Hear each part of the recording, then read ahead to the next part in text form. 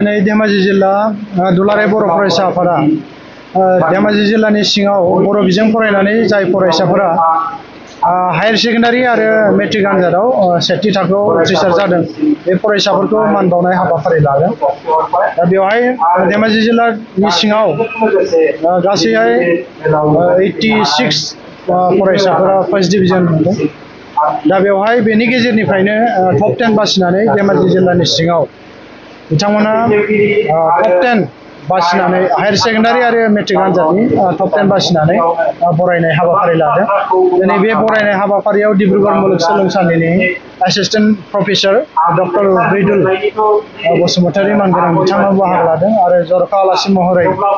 बर' थुनलाइ आफादनि सासे नेहाथारि सोरजिला औवारी मेडाम बिथाङाबो बाहागो लादों आरो धेमाजि जिल्लानि सिङाव थानाय गासै बर'नि आफादफोर बिथांमोनाबो बाहागो लादों। आरो माने दिनैनि बरायनाय हाबाफारिया खोब मोजाङैनो जानानै थांदों बेखौ आङो बुंनो सानदों। दा बेवहाय धेमाजि जिल्लाया सेथि थाखोआव उथ्रिसार जानाय फरायसाफोरखौ बरायनाया दिनै गोबांबार जाबाय। दा बे बेलायाव दिनै बिथांमोना धेमाजि जिल्ला हिसाबै बरायनायनि गेजेरजों फरायसाफोरखौ आरो फरायसाफोरनि गोजोन इयुनखौ हास्थायनानै दिनैनि बे बरायनाय हाबाफारिखौ लादों। दा बेनि गेजेरनिफ्रायनो दिनै धेमाजि जिल्लानि सिंनिफ्राय जों बरायजानाय फरायसाफोरखौ जों मोननो हादों। माखासे फरायसाफ्रा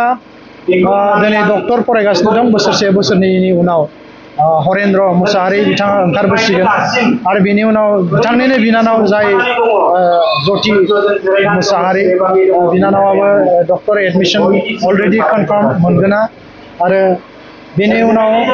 आरो गोबां फरायसाया बेबायदिनो बरायजानायनि उनाव दुलाराय बर' फरायसा आफादजों बरायजाखांनायनि उनाव सोरबा इन्जिनियार जाहैबाय सोरबा डक्टर एडमिसन मोनहैबाय।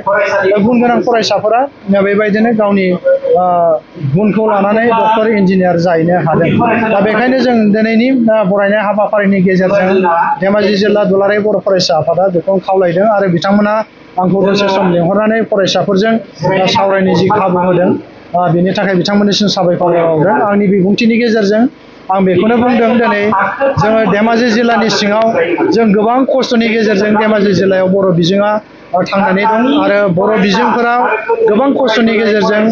जोङो बर' बिजोंखौ फोथांनानै लाखिदों। दा बेनिफ्राय जोंनि फरायसालिया मोजां अबस्थायाव गैया अब्लाबो जोंनि फरायसालियाव फोरोंगिरि सासे सानै बबेबा फरायसालियाव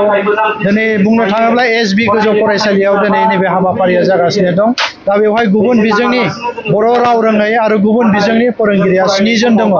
दिनै जोङो आसाम सोरखारखौ खावलायबाय थादों जे बै फरायसालिनि फोरोंगिरिफोरखौ सोलायनानै जोंनि बर' बिजोंनि फोरोंगिरिफोर जोंनो हरनांगौ। खिन्थु बै फरायसालियाव जोंनो बर' बिजोंनि फोरोंगिरि बिथांमोना दिनैसिमबो हराखै। दा बे फरायसालियाव जुदि जोंनो बर' बिजोंनि फरायसालिखौ हरनायमोनब्ला आरो बे फरायसालिनिफ्राय साबसिननिफ्राय साबसिन जोंनि फरायसाफ्रा रिजाल्ट खालामनो हागोन। दा बेबायदिनो जोंनि फरायसाफ्रा खस्थ' मस्थ'नि गेजेरजों गोबां जोंनि फरायसाफ्रा सेथि थाखोआव उथ्रिसार जादों। उथ्रिसार जानायनि हारा बिदिनो मालाबा गोबां जादों मालाबा एसे खम जादों बेखौ जों स्वीकार खालामनांगोन। दा बेनि गेजेरावनो जोङो बेबायदिनो जोङो दुलाराय बर' फरायसा आफाद धेमाजि जिल्ला हिसाबै जोङो मान बावनाय हाबाफारिखौ लाबोबाय थादों आरो फरायसाफोरखौ जों एनकारेज होबोबाय थादों थुलुंगा होबोबाय थादों जाहाथे जोंनि फरायसाफ्रा इयुनाव गावनि जिउखौ दानो हायो बिमा बिफानि मुं खामायनो हायो ओनसोलनि आरो जिल्लानि खामायनो हायो आरो फैबाय थानाय इयुन जेनेरेसननि थाखाय बिदिन्थि महरै जानानै थानो हायो। 2025 मायथाइनि गोजौ आरो गोजौसिन गेजेरारि फरायसालिनि जि जिल्लानि गेजेराव जोंनि धेमाजि जिल्ला दुलाराय बर' फरायसा आफादनि बेहाय बर' बिजोंजों पास जानो हानाय फरायसाफोरखौ जोङो टप 10 बरायदों। दिनै बे हाबाफारियावनो जोंजों सिमेन्ट दख'रा दुलाराय बर' फरायसा आफादाबो गावसोरनि सेथि मासि मोननाय फरायसाफोरखौहाय दिनै बरायनाय जादों। दा बे हाबाफारिखौ जोङो बुंनो सानो जे जोंनि थांनाय बोथोरफोरनि मादाव देग्लायनि जि रिजाल्ट जोंनि पास जानायनि जि रिजाल्ट फार्स्ट डिभिजन मोननायनि रिजाल्टआ जोंना एसे खमायदों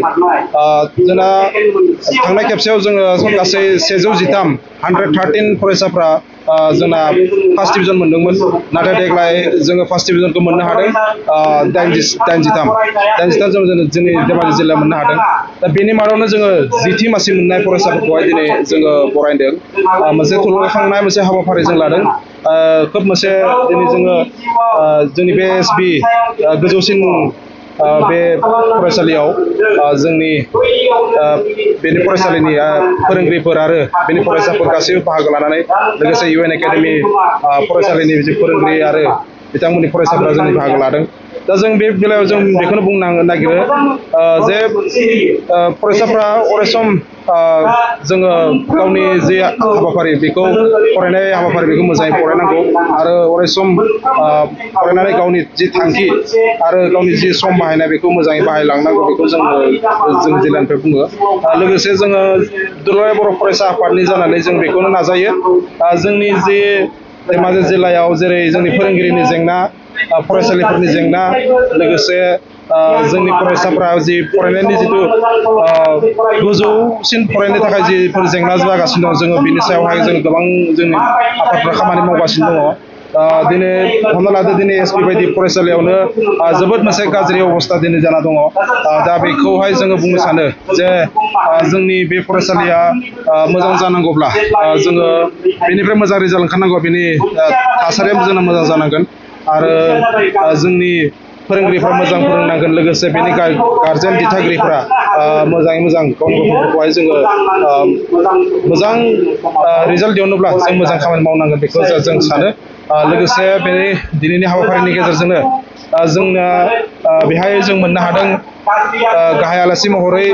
बड'सा ब्रह्म सारखौ जों मोननो हादों दुलाराय बर' फरायसा आफादनि सासे नेहाथारि लोगोसे जोङो जर'खा आलासि हिसाबै जोङो डक्टर रिदुल बसुमतारी लोगो लेङाइ बिबुंगोरा डिब्रुगड़ मुलुगसोलोंसालिनि दा बिथांमोनखौ जों मोननो हादों दा बिथांमोना जेरैबायदि थुलुंगा गावसोरनि बिबुंथिनि गेजेरजों होदों जों सानो जोंनि फैबाय थानाय समावहाय जोंनि फरायसाफ्रा मोजाङै खोनासंनानै बिथांमोननि बोसोन आरो जि बोसोन खान्थिफोरखौ लानानै इयुनाव जोंनि मोजां मोजां फरायसाफोर ओंखारबावगोन बेखौनो जोङो हास्थायो